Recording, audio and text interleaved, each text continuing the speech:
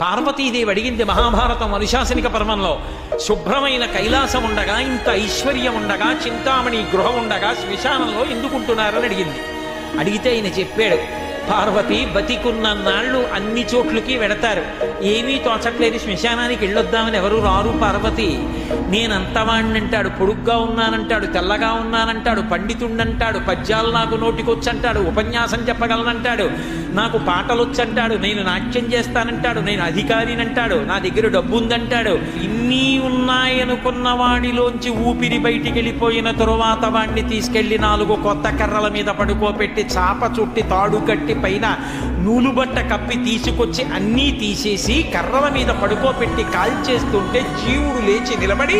పుర్రె పగిలిపోయిన తరువాత కన్న కొడుకు కూడా స్నానం చేసి వెళ్ళిపోతుంటే చీకటి పడిపోయాక, అయ్య బాబోయ్ చుట్టూ ఉగ్రభూతాలు, నా వాళ్ళన్న వాళ్ళు లేరు, వీళ్ళని నమ్ముకున్నాను,